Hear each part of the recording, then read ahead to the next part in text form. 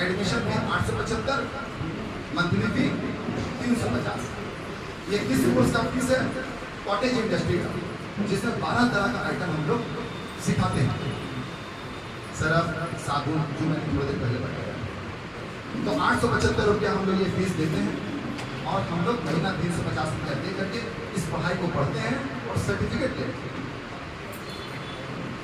अब बात करते हैं हम लोग ब्यूटिशियन। ब्यूटिशियन का जो एडमिशन फी है वो 5,500 है और मंथली फी 3500 रुपये। बात करते हैं यूट्यूब प्रोफेशनल कोर्स का, उसका एडमिशन फी 5,500, मंथली फी 350, यानी हर महीना 350। तो 3 तरह के कोर्स हो गए। कॉटेज इंडस्ट्री का 875, ब्यूटिशियन का 5,500 और यूट्यूब प्रोफेशनल का 5,500। मंथली फी तीनों का एक बराबर 350, 350, 350। अब कॉटेज इंडस्ट्री में हम लोगों ने एक फायदा दिया। फायदा ये दिया कि अगर कोई कॉटेज इंडस्ट्री में भागीदारी लेते हैं, कुटीर उद्योग वाला कोर्स में भागीदारी लेते हैं,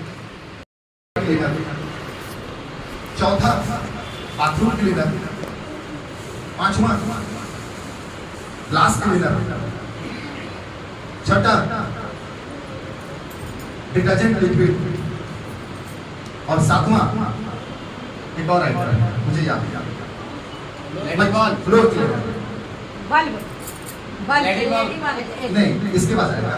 इसके बाद हम लोग एलईडी बल्ब है, मच्छर भगाने वाली अगरबत्ती है, डिटर्जेंट पाउडर है, नहाने वाला साबुन है, 5 से 6 वैरायटी है, तो और सिंगी मछली का पालन। ये खास किस्म की मछली होती है, इसका पालन पोषण करना सिखाया। तो ये कुल मिला के 12 तरह के आइटम का हम लोग काम सिखाते हैं। हफ्ता में 1 दिन क्लास होगा, समूह बना करके होगा। वो समूह 20 का होगा, 10 का होगा। इसे हम लोग बैच बोलते हैं, ग्रुप।